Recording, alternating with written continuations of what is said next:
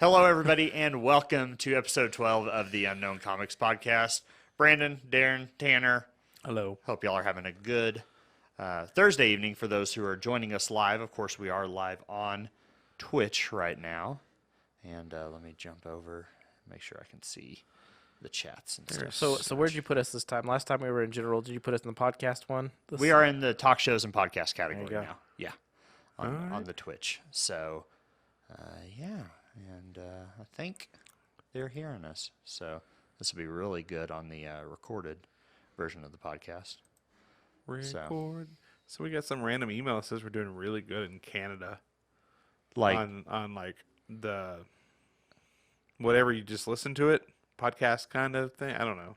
I think they're lying to us. They're just being polite. Hey, that's okay. Canada can lie to us. I mean, we're probably up to 12 followers in Canada. We do get quite a few downloads. Do we? Yeah. Like, you keep telling me this number. What is quite a few? For a podcast that just started, I mean, we're getting at least 20 downloads a week. 20. That is, I'm going to say that's okay. I don't know. Thanks for joining us to listen to Darren crap on our show. Hey, I'm just trying to, I don't understand. That's off-camera talk. Anyway. I love you, Brandon. Hope everybody has had a great week. Lots of stuff to talk about. First things first, though, we're going to talk about the series finale of WandaVision. So, of course, if you're watching live and you haven't seen it yet, we're going to go spoiler heavy on this. So Run away! FYI. But it's over. WandaVision's done. No more. So, from my point of view, I watched the first 2 episodes of WandaVision, and I really just had to say I just have to trust Disney right now because I was ready to quit. Yep. And I will tell you, by the last episode, I was like, holy crap, this is amazing. Now, if I ever was to go back and... junk off the freaking table. Sorry. If I ever actually had to go back and decided I wanted to watch the series again, I might just skip the first 2 episodes altogether. Just because I don't know if I could watch them again. I like the first 2 but- episodes. I think as a package, though, you still need to... It's still part need of to the see whole story, thing. yeah. I'm definitely going to go back and do a rewatch of the entire thing just to go back and find, what did I miss? Knowing what I know now, what did I miss the first time, right? As long as you remember to always say boner.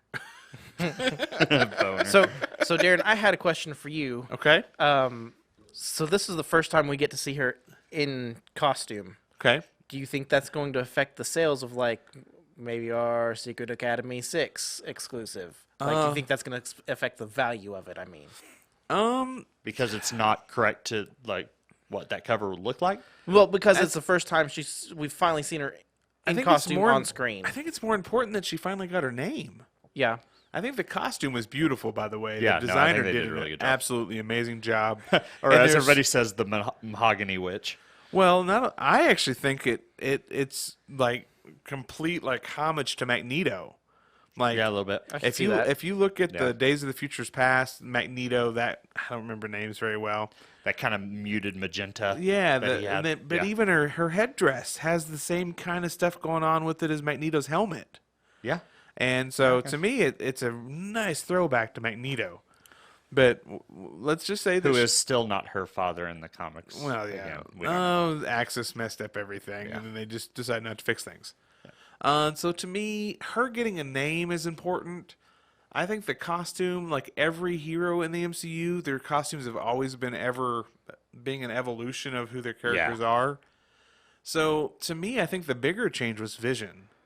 Oh, yeah. Because that costume for Scarlet Witch, there were some keys back from the 80s that did jump in value. I don't know how long they're going to be up in value because they're massively overprinted books.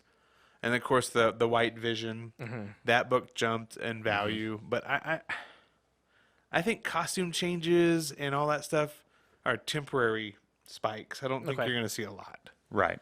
But yeah, now that she has a name, that anything that, right now anything Scarlet Witch is going to have a temporary run on it. Right. Well, I didn't realize until we started doing Scarlet Witch covers how popular Scarlet Witch actually is. I never did either. Like, we started doing, I was like, I guess we'll try a Scarlet Witch cover. And like it sold out. And I was like, okay, we'll try another Scarlet Witch cover. And it sold out. I'm like, well, shit, I'll do another Scarlet Witch cover. I'll just keep doing these. So I didn't realize how popular Scarlet Witch was as a character. To me, she's starting to, in my mind, starting to rank it right up there with Captain Marvel or Miss Marvel. It depends on however you want to declare it. You know, Phoenix, Storm. Like, there's a lot of characters that are iconic, and I just didn't realize that Scarlet Witch was up there. Yeah, which, there was a lot of buildup going into WandaVision. This has been on the plate. When did they announce WandaVision? Like its title. It's been less than a year. I feel like WandaVision was... It was right after Endgame, pretty much, wasn't it? Oh, good, then that was 2 years ago. Yeah. So we've had this buildup. So I wonder if the anticipation going into WandaVision and then, of course, the subsequent release did affect her popularity going into it. So I wonder then, once we finally do get a roadmap of how mutants are coming to the MCU, if they should, we hope they do, and all signs point that they will, if we don't start seeing that, a likewise spike, going into. So I will tell you, X-Men #4, the first appearance of Quicksilver and Scarlet Witch, has skyrocketed in value. Yeah. I don't know if that's part of, there's a lot of speculation on why all major keys are spiking so hard right now, but that book did see a big jump. Yeah. Along with every X-Men book ever, because everybody kept speculating that the X-Men were coming and Mephisto was the bad guy. I mean, yeah. Have you seen the memes about, I'm sorry that WandaVision let your speculation down? I think the X-Men we're still there, but it's not out to the public yet. Well, and Evan Peters has already been said that he's going to be in the Doctor Strange movie. Yeah, so... so is he going to be Quicksilver or Boner? No, here's the thing. We never found out who the witness protection person was. Yeah. Well, that's true. It's him. Ralph Boner's his name, his witness protection name. And if you ask me, that would totally be a name Quicksilver would choose. Right, and that's the part. That was the big clue, because when she said Boner, because if you're that old, you get tired of your name being made fun of. You don't laugh at it still, and he laughed at it. Right. So then it's not his. It's not his name. He just picked it. Okay. So okay. I'm the biggest things that I think came out of. So I have two things. The biggest things for the entire WandaVision show is the character development that they actually put into each character. Mm-hmm. The one thing I kind of find Marvel lacking in really most movies is they don't always develop many of the characters. Like Iron Man had a very developed story, and Thor and Captain America. The big key characters. But I'm so happy that Disney's doing this in the Disney Plus series, because they're actually going through and actually fleshing out these characters, because we've seen Wanda go through some traumatic stuff. Mm-hmm. Yeah. And she's still just kind of there. But she always just there. She Avengers Assemble at the end of Age of Ultron, and that was how she had just lost her brother. Yeah. And she just killed Ultron, and then she loses vision, but then she blinks out because of Thanos. I mean, we don't really ever... Plus, she's really pretty. Yeah. So I'm going to go with that. But you watch the show, and you see her emotionally mourn everything that she's gone through. And I know y'all have already talked about this episode, but the episode where she had to go through all of that stuff. Yeah, relive it. And I'm just like, man, you want to cry with her. And she did such a good job acting. She's definitely one of the strongest. So that'll dovetail into kind of my main gripe with the series finale, is that we had this big fleshing out, and I mean, even going into the penultimate episode of how do we handle grief, right? We had we had Vision's little, talk about it, and grief is the persistence of love, very beautiful, very somber moment. I feel in the season finale she still has not come to grips with that grief, because she hasn't, in her mind, whether she has or hasn't, she has not lost them yet, right? So we know she did lose vision. She had to, in that final she lost a vision, right? She said bye for now. I mean, she straight up said that. He said bye for now. But she kind of agreed with it, right? She was kind of on board with that, and knowing that there's still when you're the most powerful person on the planet. But anyway, so there's still a vision out there, right? Right. So there's a chance her vision could come back, right? Well, she at the end credit scene, she's hearing her children through the multiverse, so there's still a way she can get them back. So instead of dealing with the grief and accepting the loss, now she's on a quest to find them. So I think if I have a gripe about the series, which I think on a whole was great, I think it didn't really. I think it did, but at the same time, it's still a comic story, so you have to reset the status quo at the end of the story. Yeah, and then and the director came out and said, or the writer came out and said, there's a whole lot more Scarlet Witch stories coming. I will say my biggest beef with this episode was the amount of willpower it took me to not ugly cry watching it here at work. Like around everybody else. we were most of the lights were off. We were just eating and watching with the glow of the TV. I wouldn't have noticed. I was ugly crying too. So I will say that the episode. So the way this final episode fleshed out. So remember the episode with the dog died, and she told the little boys that she couldn't bring the dog back because you can't do that. And we had the whole back and forth about, she'd already done it, but she felt guilty about it. Then you find out she walked away from Vision. She let Vision be dead. Yeah. And then all the Vision that they're playing with, it's like she never actually brought Vision back. Yeah. And so she actually still had a moral compass inside of this world that she lived in. And inside of her broken heart, she thought she was doing right by the people as well. Yeah. And we still didn't you kind of have an idea who placed the deed of the land in Westview in her car seat or in her car. I mean, it's implied that somehow that was Hayward poking at her, right? Trying to get her to go. Like that this whole time he was trying to poke at her to get her to do something to spark Vision back. And then of course she just leaves Sword. She moves on, and then somehow, some way, one last way of just poking at her was, taking her to where he had bought a house, and then, the hex. We never quite. So another question. I mean, basically another hanging thing is we never exactly got where that came from, right? But the real question there is, Vision, being Avenger, could buy a house anywhere in the world, and he chose New Jersey.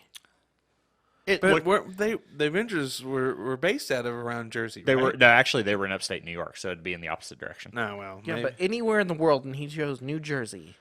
It looked like a sitcom, and you got to think if they had. Well, no, it looked like a rundown Detroit when she went there. Everything was run down. No, the other houses around were fine. Well, it was like a sad town, but it looked like a town that had lost like its primary business and it was being abandoned. Yeah. Well, everything had blipped though. So you saw that in San Francisco and Ant-Man or in. Did you see just random like bunny trail? There was a meme that I shared in one of the group chats that had like people that had finally returned back. It was a video from the blip, and all like you never think about like all the people that blipped away in a plane that just suddenly appeared from a plane, just fell out of the sky and died. Yeah.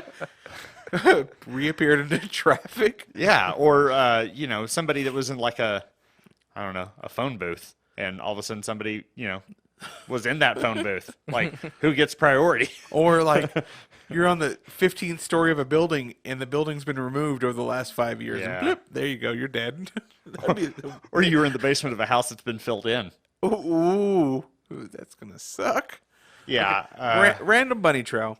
But I will tell you, not only did they develop Scarlet Witch, they spent a little bit of time on developing Vision. Yeah. But we learned some new characters. Jimmy Woo, who her and Darcy got a little bit more screen time than she did in Thor, and she wasn't as annoying as she was in Thor. I didn't like Darcy in Thor, but I did like her in this show. Yeah. And then we got, of course, Monica Rambeau. Yeah. Photon. Wow. And she's starting to show that she's gotten some powers from the Ultra DNA, from going into the Hex too many times. She's mutated. Which... Sure. So it's kind of cool to see these other characters develop. And then we got Sword. Like, where are we going to go with Sword? What direction do we go in Sword? And just like we talked about... Yeah, is Monica the director of Sword now? Kind of a thing. Right. And Marvel's done a good job about kind of putting comic books out that kind of relate to everything. Scarlet Witch is a main character in, Strange Academy, and Sword is actually a comic book right now. And so... Marvel's trying to keep you in the know. I don't really know if Vision's floating around anywhere in the comic world right now. They had the Vision book 2 years ago with his family? Oh, that Vision book was like from 2016. Was it 2016? Yeah. I have no concept of time. It was a Tom King book, so he's Yeah. been exclusive with DC for a long time. So since he took over Batman on Rebirth. Yeah, I don't know. I'm not reading any Avengers stuff right now, so I couldn't tell you Yeah. where he is right now. So he's not in the X-Men universe, and that's about the only thing I'm reading. Yeah, So. I tried so hard to get Marvel to let us do the Scarlet Witch and Vision, but it's a homage to the Colossus Kitty Pryde, where it's a real beautiful, elegant cover. With they told me no.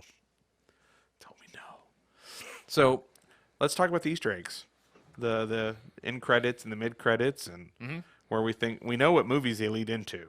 Yeah. So the first end credits we get is of course Monica kind of meeting up with a Skrull plant, and she's basically alluding to Fury's calling her up to whatever he's been working on for the past couple of years. Which is going to lead into Secret Invasion. All signs point to. And so, and you and I, Tanner, were talking about this, that, Captain Marvel kind of threw us for a loop. They made the Skrulls kind of the good guys in this, which we've never really seen in the comics. We never really saw good Skrulls, right? But, if there's good and bad humans, it would lead you to believe there's probably good and bad Kree, there's good and bad Skrulls, there's good and bad Shi'ar. The alien races can have their factions as There's well. not good and bad Tyranids. Well, they're not bad either. hey, what makes them bad? Yeah. What if they are just doing what's best for them? Yeah. But they can't be good either. They're So that makes them neutral. They're like the xenomorphs. They're just doing what they know. They're bugs. They They're do. just being bugs. They're just being bugs. So where was I going? Secret Invasion. So are we going to see bad Skrulls? How are they going to be differentiated from the Skrulls that Fury's working with? Well, there's also the stuff that's come out that particular set of Skrulls in Captain Marvel was a defect faction. Yeah. Like they were on the run from their own people, not only the Kree. Yeah. So Secret Invasion could be. It's also been 30 years since Captain Marvel, because Captain Marvel took place in the 90s, Yeah. early 90s. So a lot can change in 30 years. You can go from please help us to I'm going to take over your world now real fast. So then fast forward, we go to the next end credit scene, and we get this beautiful drone shot in mountains, and we're assuming Eastern Europe. I'm assuming this is Wundagore, like their version of Mount Wundagore, right? This is where technically Pietro and Wanda are from in the comics is Mount Wundagore, not really in a named country ever. Of course, MCU has put them in Sokovia, so we're assuming she's back in Sokovia, at a cabin by a lake. I would like to live there. I felt like at the end of the the Infinity Wars, when Thanos just kind of sits on his little. Oh yeah, his little That's his moment of rest, and it kind of feel like that she's processing. Yeah, and so you see her on her porch getting coffee, but then she's also not. She's projected herself, kind of like an astral version, very much like Doctor Strange, right? And her astral version is studying the Darkhold, which actually got named. So now we do know for a fact that is the MCU's version of the Darkhold, which trumps the MTU's version. And it doesn't mean that they can't go back and start playing with some of the stuff they have introduced from the Agents of S.H.I.E.L.D. and all that. Maybe even the Inhumans, who knows? Yeah. So, and of course, she hears her kids from somewhere, possibly somewhere in the multiverse. See, and that's kind of what leads into a theory I had going back to the dog thing, that maybe she does not know how yet to actually create anything, is why she told them she could bring the dog back to life, but she actually plucked the children and maybe even Vision out of a different reality. Yeah. I mean, that could be, but I think she does a lot of things she doesn't know she can do. Yeah. Oh yeah. Easy. And in the comic books, those two characters were basically created out of her mourning her lost children. Mm-hmm. And so she like she told Agatha in this, I don't know what I'm doing. Yeah. So, but I'll learn. So then I think that's what she's doing. Like, Yeah. she will continue to go down as the strongest hero in the MCU. Yeah. Well, going back to comic canon, her mutant power was reality, or was probability manipulation, right? She could actually go into any reality and basically pluck the outcome that she wanted to happen. That's why she was such a good chaos magician, because she could manipulate what shouldn't be manipulated, right? And that's what gives her super ability in chaos magic. So it makes sense that she could somehow breach realities and just pull what she wants in, right? She manipulates that. And the way she won that last battle, like, here she is, you're looking like she's going toe-to-toe, but she's not even trying to go toe-to-toe. She's just purposely missing. Yeah. It's all on purpose so she could set the hex. Yep. So she could set the thing because that whole area was her home, and she's just like, This is my space. I have all the power now. So I was like, I don't know. I like her kind of just keeping Agatha on retainer. So, I mean, one, it opens the door that Catherine Hahn's coming back in some form, right? And so now maybe Agatha, now they can kind of dovetail Agatha to be somewhat like that character that she was in the comics, where she was always kind of that teacher aspect. So now she can, tap into Agatha. How do I do this? Okay, thanks. And turn her back into nosy neighbor, right? Which, dang, that's harsh. Especially for an immortal. Yeah. Oh, yeah. Because she's been around a long time already. Yep. So, Jimmy Woo, is he the new Agent Coulson? Better. Or is he going to be bigger? He's the new Agent Mulder. All right. I think it depends on how they develop him. I mean, of course, right now he's just part of FBI, but maybe they do move him into something like Sword or something like that. I mean, he runs Agents of Atlas at one point in the comics. Yeah. So, I mean, he's had bigger roles in the comic books. It's just I didn't know he had a comic equivalent, honestly. I didn't know who he was until this show, and just randomly I was researching him, and there he was. He's like, I'm here with the Agents of Atlas. And I'm like, who are the Agents of Atlas? I kind of remember their comic. From when? This was from the early 2000s. Really? Okay. So he's been around a while. So he's a real character. He's not like Coulson that they had to create because of the MCU. Right. So he's already been around. So we know we'll see Monica again for sure, and Definitely. at least Secret Invasion. That I think she's a good enough actress. She could even play into the MCU. Yeah. The big movies. Into like Captain Marvel 2 or something. So I bet we see Darcy again. She's not doing anything right now. She doesn't have any job that I know of, right? She's not acting on I don't know. any shows. I haven't talked to her in a while. All right. I don't think this is the last time we see the director of S.H.I.E.L.D. or Sword. I think he comes Hayward. back. Yeah. Like he gets out on Yeah. a technicality.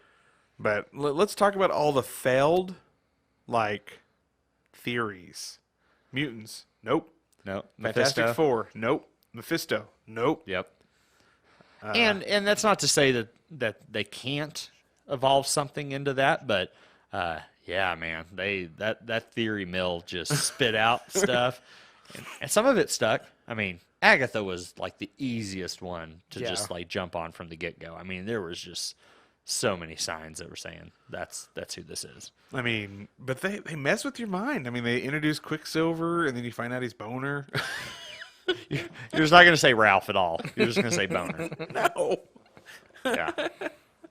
So, and like the rabbit being her son, being Mephisto. Everybody had a theory for who that rabbit was. right. And it ended up just being a rabbit that eats birds. Right. Creepy rabbit. And that's fun though. I think. That's part of the fun of watching this stuff. Yeah, it was, and I think we talked about this on last week's show, why it was such a good idea to be a weekly release, because every week we were back talking about it. And the MCU's done a really good job of plucking storylines from comics, but only plucking parts and kind of mishmashing them and crossing them to where even people that are like comic nerds that just know everything that happens Because what can't predict what's happening. They gave us roughly 4 hours of content. Yeah.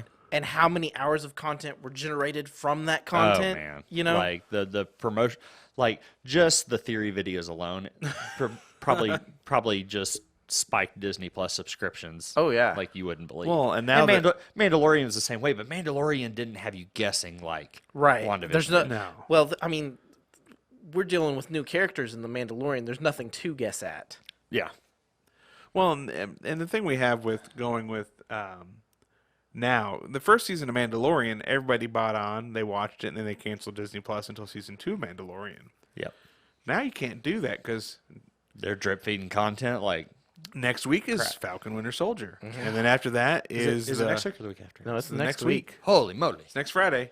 Hot job. And then after that, you have that Bad Company, and then after Bad that, Batch. Bad Batch, and then after that, you have Loki, Yeah. and then after that, you have something else. So this is our Fridays from now on forever. Seriously, we'll have the Marvel MCU discussion. So, real quick, since we brought it up, where do you think Falcon and Winter Soldier goes? Where do you think they're focusing the MCU on? We know U.S. Agent's a part of it. We know Zemo's part of it. I think that's going to be the same as it's going to be setting up a movie just like WandaVision. So I think it's going to set up whichever character is going to take Captain America's role in the movies going forth. Well, I don't. Captain America's already said it. Sam. No, I think they're actually still going to go back, and I think they're still learning on who. I think that may start as Falcon, but I think it's going to end as Winter Soldier. I do too because he was Captain America for longer than Sam when Well- there was no Steve. Well, and for me, it's all about like I don't think I think we're about to have the same story that we had in WandaVision, but a different way of telling it. That you're dealing with somebody whose past is so awful that he doesn't think he's worthy of being Captain America. Right. And so he Right. quickly forfeited the idea, and here, Sam, you go. But I think Sam's there too. Sam isn't dealing with the dirty past. His fears of being taking the mantle would be inadequacy. He doesn't have super strength or whatever. He's got wings on a backpack. And right? they're probably both going to struggle with the idea of what is Captain America because Bucky knew Steve before he was Captain America. Sam didn't. Yeah. So they're going to both have different perspectives on what needs to happen to fill this role. I'm like I said, I'm hoping, and they've teased this a lot. I think it's going to be a very humorous. I think the banter Yeah. between them. I think they're really going to play into that, which I think it's great. I like. And they're advertising like Agent 13's important.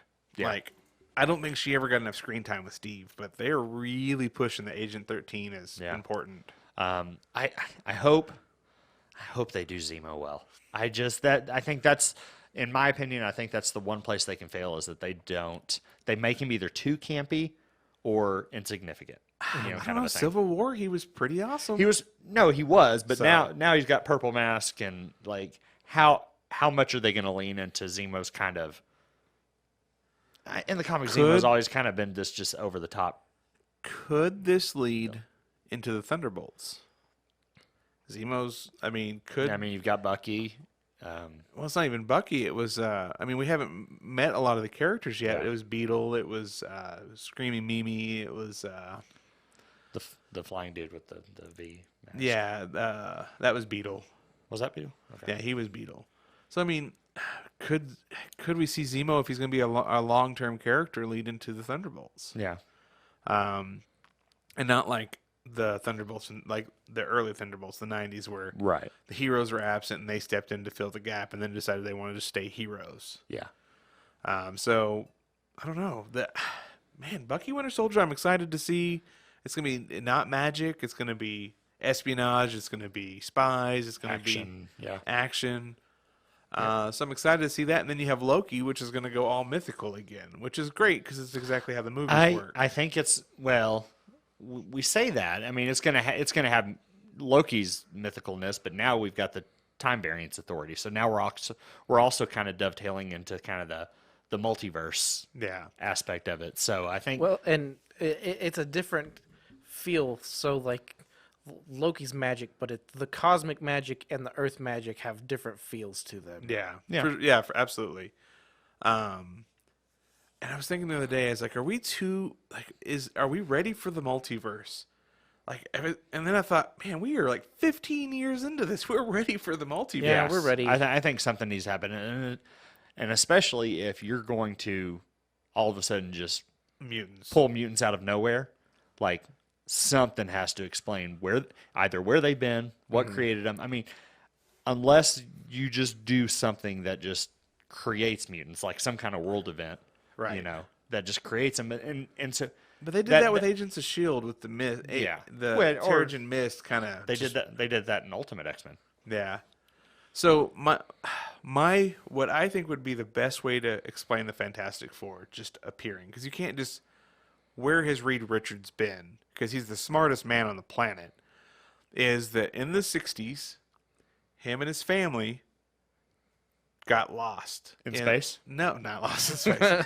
Got lost in the quantum realm. Okay. And when they come back, or even when Scott comes back from the quantum realm, that they followed him out. That'd be kind of cool. And that's how you introduce the Fantastic Four. So they're already So kind of like Janet got powers from being in the quantum realm so long. Maybe they did too. That's how they got there. And it could be that they were in space, and then whatever hit them left them in the quantum realm. Yeah. But you could do the whole movie as a flashback to the 60s or the 70s. But, I mean, the Fantastic Four are the most influential part of the Marvel Universe. And they're missing, but there's got to be a way that you can introduce them in a way that it doesn't feel like they're kids or brand new, like they've just been missing. Right. Yeah. So that's my fan theory. Like I said, I'm super excited for where everything's going. Yeah, I think you're right. The first 2 episodes of WandaVision slow. MCU, they pulled it out in the end. So let's talk about books. I don't think you're going to get all 3 of those to stack right. I don't think you can do it. Believe in me. You're gonna damage those. It's okay. People will scream at me. I can't believe those are outside of boards right now. Oh gosh, I read them. Gosh. Yep. So we read some books this week, and they're all X-Men related books, Yeah, 3 new X-Men books. and we all have very different opinions on them. Yeah. What's cool about it is it's 3 X-Men books, all crossing different.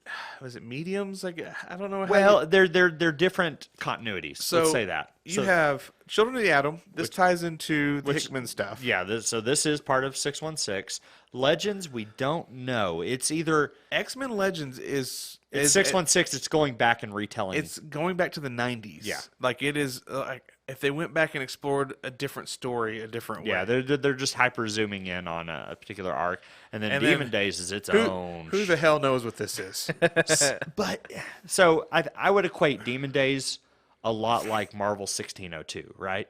Yeah, I guess. Where you're just taking a time period and you're extrapolating these characters into something new inside this kind of universe, right?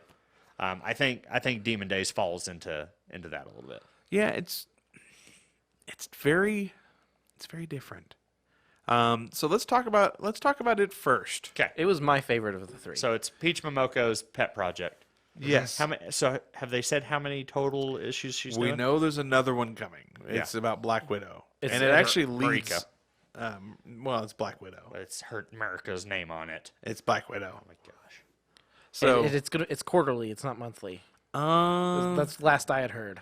so let's see. It came out in April. The next one comes out in June. So it's actually every other month. So I don't know what that would be. Bi-monthly. Bi-monthly. But bi-monthly can mean either twice a month or every other month because English. It didn't come out in April. It came out in March. This is March. Oh shit! It is. It's quarterly. All right, quarterly. Anywho, so the setting, of course, this goes back to feudal Japan, a mythical feudal Japan. So typical Oni and all that. Oni jazz. and all the kind of the mythology of Japanese culture take a part in that, and basically taking in this issue, taking characters from the Marvel universe, mainly a couple of X-Men, and pulling them to being alternate characters. So you have a version of Psylocke named Sai, S-A-I. You have a version of Wolverine who's actually a dog Yep, with a healing factor. with a healing factor called Logan. Then you have Jubilee. Oh crap! I didn't even catch that. Yeah. That's hilarious. Yeah, She that did the fireworks and everything. Yeah. oh crap! That was Jubilee. Wow, I told you that's how. Is this Danny Moonstar or who is this one? I couldn't. I don't know who figure the out girl she was supposed who to the be. girl was supposed to be. I felt like she was supposed to be somebody though, not just a girl. But then we also have Because Danny Moonstar is the only one that I can think of that uses an arrow. you have Hulk as an an Oni. You have Venom as some kind of evil great supernatural force that's an Orochi. That's what it was called, an Orochi, that was taking over a temple. Neat ways to kind of play with the paradigm, which Hulk and Wolverine are very tied together in a lot of things. Yeah. So it was. I liked it. I thought it was neat. Not a lot of dialogue. It was very action driven, panel to panel. I liked it quite a bit. Oh, by the way, we're spoiling the crap out of these books if you haven't gathered yet. Sorry, everybody. But We already spoiled WandaVision. Why not some we comics? disclaimered that one. We didn't disclaimer this before we got into it. They should know it better by now. Like I said, and her art is she doing watercolor on the interior? Yeah. She's Yeah. doing the whole book her way. I mean, she did this book and she's still able to keep up with her 37 covers a week, so somehow there's like 30 of her. There has to be. Watch Peach Momoko is not actually a person. It's like It's a like the team. Marvel bullpen. It's just a studio that they just collectively call themselves Peach Momoko. That would be crazy. We are Peach Momoko. For me, like, the story flowed fine. Yeah. It was like watching a weird anime with my kids. It was like those X-Men anime, remember? Yeah, Like, it was super weird. Yeah. It's not my art style at all. Peach has been fine to me. She's very hit or miss for me for covers. Overall, like, I just, if I had to rate it like a 1 to 10, it's probably going to get like a 3 from me. Okay. Just because I couldn't get into it, and it was like a kid's story to me. Like, Yeah. and that's fine. I hope kids read it, but I don't even think it's rated for kids. I think it's Uh, rated teen plus. Yeah. So it's not even a kid's book, but it had the feel of a kid's book to me. Well, moving on to what I thought was a kid's book, but then you Hold open on. up. What does Tanner think? He said it. All right. Got anything else, Tanner? I'm good. Are we Okay. going to Children of the Atom now? No. Okay. X-Men Legends. Well, it should have been a kid's book because it's kind of harkens back to the 90s when we were kids. Have you gone Actually back- ended up have- being very violent in the first couple of pages. Yeah. Have you gone back and reread X-Men from the 90s? Oh, it was dark. There was like Psylocke always being like nude or almost Yeah. nude or steam. steam covering. perfectly Yeah. placed. No, I totally get that, but like I was not That was the time of swimsuit issues. Do you not remember swimsuit issues? we talked about that on the live show last week. Like the first couple of pages, I'm like, wow, this got violent real quick. Oh yeah, blood everywhere. Yeah. And So I'm gonna spoil it. This was my favorite book of the week of the three. One because like Darren, we're 90s X-Men nerds. 90s are that's like my favorite X-Men, Yeah. but I'm a bigger fan of the mythological Japanese setting. Yeah. so to me, what made this so cool is the story flowed fine. It was a little campy at times, Yeah. but the art is magnificent. That's Like- really But good. so the campiness is half the reason why you read this, though. Correct. I mean, that was all the X-Men 90s was a little bit on the campy side, and I think sometimes, like many things, they try to force that now, but I don't feel like this was forced. It was kind of cool to go back and revisit Atom X or Extreme, Yeah. which is a character we haven't seen. He was kind of a throwaway character, even for the night. Like he was, you saw him on a Marvel card, and I'm like, okay, yeah, sure, he was a character. But I remember in the 90s, them talking about, and spoiler, him being like a Summers brother, like the third Summers brother, and then like they never explored that character again. Well, no, he'd be like the fourth. Well, Vulcan didn't show up until the 2000s. That's true. But I mean, So technically, he would have been the third, and it kind of sounds to me like they're going to give him the same origin story as they gave Vulcan. It's like, remember that Atom X guy? Well, we already used him, but let's go back and do that exact same thing with Vulcan. Yeah. Where like he was DNA raised. yeah, yeah. But he's Summers, but he's also part Shi'ar. Which kind of is Vulcan. Yeah. Yeah. Like like everything about the way Adam X is that they're like, we tried this, but we don't want to say we're gonna let's not bring that guy back. He didn't fare well. Yeah. Let's just create Vulcan. All right, let's do this. So, and honestly, reading it, I love that they actually, they brought back the C issue Captain Marvel #3 from 1995. Yeah, I saw that. It's like, well, good thing I have Marvel Unlimited, because that one's not in anybody's current backstock. Which, back in the 90s, you did that all the time. They did that all the time with the X-Men titles, right? Just jumping back and forth. And they still do it occasionally, but they did it a lot back then. So you did have that. Very much it's in continuity. It's like they just kind of took this little throwaway story and decided to expand upon it and really grow that timeline. Of course, me being a Cyclops fan, I'm on board. I will say that in the present day, Cyclops needs to bring back the yellow underwear. Bring it back. Yeah, no, I think we moved on. I hate that. Of all the 90s costumes are generally my favorite. I do not like Havoc's 90s costume. It looks like a more cleaned up version of Gambit's. See, I always liked Havoc's costume. Because it looks like Gambit's and you like Gambit. That's true, I guess. But man, the art in this is so good. Like I know he's going to be working on the new X-Men book with Hickman too. But man, I was impressed by the art, and then the storytelling was just good enough. And then of course you had the spoiler. Have you figured out how to say Fabian's last name? No. Nicieza. Yeah. Creator of Deadpool. I'm never going to get that. Creator of Deadpool. Rob Liefeld. I said that. So this was also my top pick of the 3 that we read today. Yep.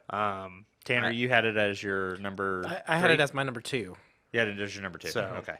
And I really didn't know what to expect. And of course, the exclusive cover for this one is done by David Yarden, who I really like his stuff. And of course, we did a throwback to the 90s from the Uncanny X-Men 268 with the Captain America, Wolverine, Black Widow cover. So, very good. It was a very good read. Yep. Glad we did it as an exclusive. I'm glad that X-Men are getting so much attention. By the way, this is Kel News cover. It was a cover. Did you really just open up a Virgin cover and just use that as your reader? It was already damaged. Jerk. It's okay. Okay, moving on to the last book. Comic books are made to be read. That's true. That's what they want in life. It's like a toy it wants to be played with. Let's talk about the book that is 11 months late. This book was supposed to come out April 11th, I believe, of 2020. And it just basically said, no, I've heard that they've rewritten it a little bit. I think they wanted to catch some of that Strange Academy magic. I don't know. Well, or Teen Titan, trying to make an X-Men Teen Titans, but we've had young teams before. Yeah. But this is different in that these youngsters don't have unique powers. They have powers that are mimicking established. And of course, spoilers for this one, they don't really talk about why or how. They're all So, I have a theory on this. They're grown-up X-babies. Oh, no. No, that would be pretty awesome, though. If they're from the Mojoverse, they just got away.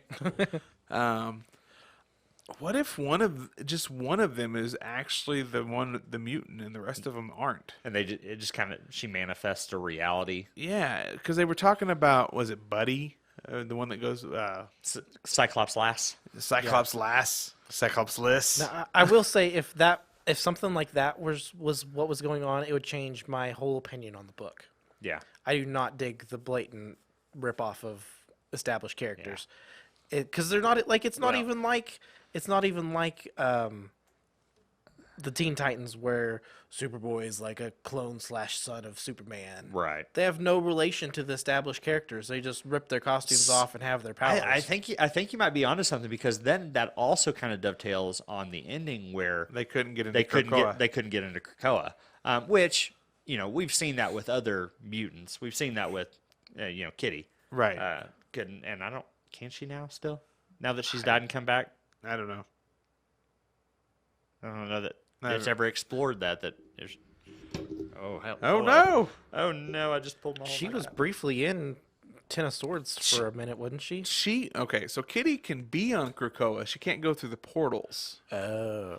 Like She has to take a plane like a commoner. that's why she.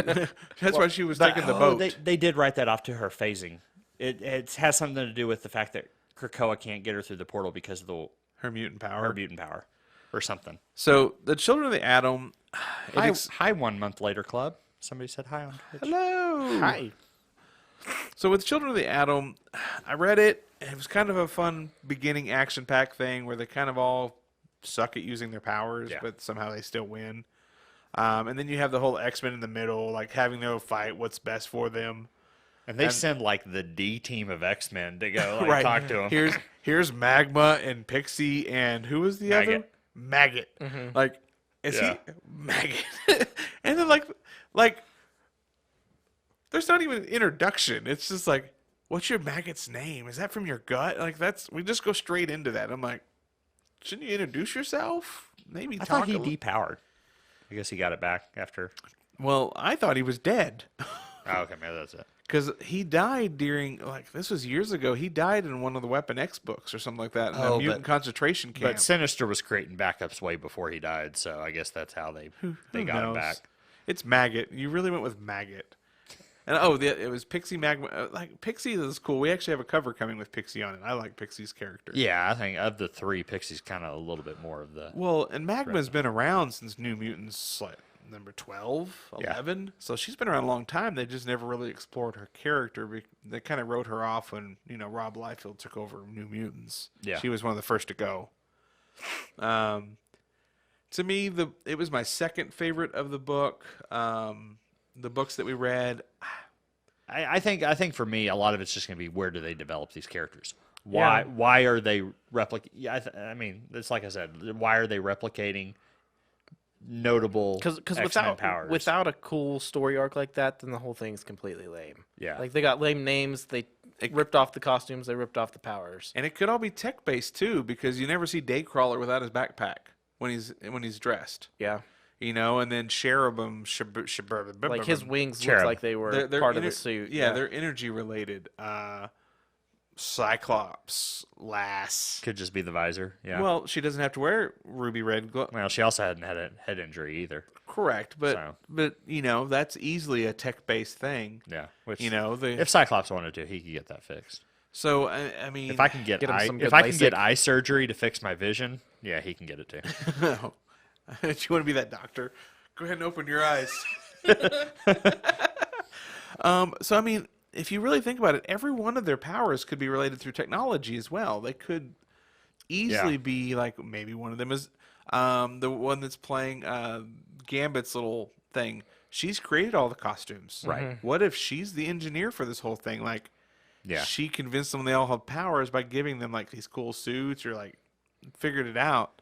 So who knows? I mean, Yeah. to me, it could be Maybe that's technology her. based. Maybe she's like Forge. That's just her mutant power, and they're all just kind of standing up for her. Yeah, or something. maybe they don't even know it. Like, the only one that would be Yeah. hard to figure out would be Marvel Boy, or whatever his Yeah, name yeah. is. Yeah, because he's the Marvel psychic. guy. Yeah, he's psychic. So I mean, Yeah, but I mean, we've seen enough in comics to say that people have taken people over with. Well, and here's the technology. thing: they get disappointed that they can't go through the gate. So it makes sense that they would, at the very least, think they're mutants, right? Because they're disappointed they can't get through the Krakoan gate. So I do think it'd be quite disappointing if all of a sudden we find out they're Inhumans at the end of this. You're like, no, no. So yeah, it was interesting. I'll read the next one and see where it goes. Time will tell how it develops. So, yeah, some very different X-Men books this month. Not in the kind of in the main Hickman vein. So, do you think Children of Atom plays differently if it had released on time? I think it would have played differently because our whole world lives in speculation right now. The world is super insane about speculating. So Strange Academy came out. It was under-ordered. But by the time Strange Academy came out, you had already ordered Children of the Atom. Yeah. So people would have already slept on this book as well at that point. So this book would have been under-ordered and would be a hot book right now because it's 5 new X-Men characters. So to me, Well, and if it's a part of the Hickman verse, like that would have, it could have potentially affected Ten of Swords and all that other stuff. Man, how weird would it have been if they just showed up in Ten of Swords and we're like, what the crap? Who are these people? well, and apparently the 5 of them showed up in Marvel Voices from the week before. Oh, Or okay. 2 weeks ago. Oh yeah. So I got to go check that out because apparently they all show up in Marvel Voices, but not with costumes. Okay. Oh. So technically that would be their first appearance. Would be Marvel Voices. So who knows what's going on? How Marvel's writing it? Because again, this was supposed to come out in April. Marvel Voices is on time. Obviously, it came out in April. This is supposed to be part of the Hickman run. Yet we've seen Hickman's run. Yeah. Like Hickman's run is on time, and they've never showed up. So Yeah. do they even play a part after issue 5? Right. Or do they just go away? Because they weren't in X of Swords. They haven't shown up in any of the X-Men books. And I don't see them just like writing them out until Someone's the book came gonna out. vote them into the X-Men. They weren't on the ballot, unfortunately. Write it in. So that is I was reading, I shared it in the main group. That is a big deal. Like they're going to have like 12 comics like going over like who the X-Men are. Wow. And the first one is like Worldwide X-Men or something like that. It's some, So these are one shots that are gonna go I think into they're it. one shots. Because I've already started talking to Marvel about exclusives and stuff like that. Because I saw one randomly, Pepe, the artist, Pepe Larraz. shared like his intro, and it looks like it's gonna be really cool. But like it's a big event, like putting this X-Men team back together. That's pretty cool. Because I tried to get a Goblin Queen cover, and I was told no more Goblin Queen until she actually shows up in the comics. Okay, thanks for letting me know. All right. Well, so where are we at store-wise? Oh, How's that going? oh gosh, we're building the wall, And you're paying for it. and I'm paying for it, and I'm keeping those employees out. Well, you're not doing a good job right now because right now the retail space has. I walked in and was like, "What is happening?" Well, that's because you're only here one day a week. I know. So 2 days. So we're about 5 weeks from opening. We're going to officially open on April 16th with Anna. the kind of soft opening. Soft opening with Anna and Ron Leary. I just skipped Anna's last name because I can't say it. Joe. Joe. There you go. So they're going to be here April 16th. So we have about 5 weeks left. Yeah. I would probably say the wall and the offices in total are probably about 60% done, maybe even 70%. I don't know. He's built the nice little castle. So once that stuff's out of the way, we'll start being able to maneuver a little bit better because right now the entire middle of the floor is covered in building supplies. Yeah. We're still bringing stuff over. We're organizing everything that came over from Hobbs. Like today, we bagged and boarded exclusives we need to keep here, and then took the rest to the warehouse. Hobbs is almost cleaned out now. We have one more big trip, and we'll be done. So I mean, we're really there for at least being here. We ordered a bunch of stuff. We have product coming from everywhere. Like we have a full range of D&D. Of course, Warhammer. We have new paint lines. More Pokemon and Magic on the way. So there's quite a bit of board stuff. games. Yeah, we Got a lot of board games a coming. lot of board games from Asmodee. So we'll start ordering some more there. So We got on with Battle Foam and Frontline Gaming. yeah. So yeah. So we may be kind of empty when we open, but We'll get there. we're gonna It's give it our like- best foot forward. It's like when you buy your kids shoes. You buy big so they'll grow into it. There you go. Yeah, we had a customer come in today. I've known him since the table's edge, and he's like, "You sure did pick a big space." I was like, "Well, I'm ambitious." Yeah. No, it'll be great. Tanner, what do we have to look forward to on the YouTube channel? So if you've been watching, I've been doing previews for every time one of the actual preview books comes out. I go through it, pick out all my top books. So we'll go through May here pretty soon. I've got it here. I'm working on that. I've been doing reviews of the ones I've already previewed as I get a hold of them to read. Of course, we'll do the FOC top 10 countdown. You really attacked the every week. indie books this last time. I've been trying to pick a lot more indie books because, with especially the Marvel stuff, I don't go through the DC as much because it's harder to find because they don't send me a catalog. Yeah. But you don't have to sell Spider-Man. Spider-Man sells itself. Yeah. So I've been hitting the indie stuff a little bit more. But I want to know what your opinion of this new ugly suit is. It'll be okay. He's gonna go back to It'll red go and back blue to red soon and blue. enough. Status quo. It all So corrects itself. by Christmas, he'll be in his normal costume. Uh-huh. Guaranteed. Yeah, more than likely. Marvel will not confuse their fans. Hey, we do have the Snyder Cut this month, right? It's soon. I don't remember the exact date. So is the Snyder Cut all in black and white? No. Sure the hell hope not. All the marketing and stuff around it is in black and white, and like I'm seeing black and white pop figures. The trailer's in color. Okay. So I believe the Snyder Cut's like in 2 weeks, less than a week. I don't know. It's soon. I couldn't tell you exactly, but it's soon. No, the only comic movie that needs to be in black and white is Logan. That is so good in black and white. I like color. It plays well in black and white. Anywho, Tanner, how can they find us? This is Chris's job. I know. He's not here. You could find us on the Facebooks, on the Instagrams. He doesn't know where, but you can find us there somewhere. Almost any social media platform, look up Unknown Comic Books. Twitter, Instagram. We're on Twitch, Pinterest. Pinterest. We have 10 million views a month on Pinterest. I know. I've been posting all kinds of stuff on Pinterest. What the hell is with that? 10 million views. That's more than every other social media. We have good recipes. Do we? Yeah. I guess Look we at our need to start. Pinterest. You'll find out. Do we have anything about boner? On that note, everybody, thank you so much for joining us this week. Thank you for everybody who joined us live. And stop trying to touch my nipple. We'll see you next week. Bye, guys. Thanks, guys. Bye.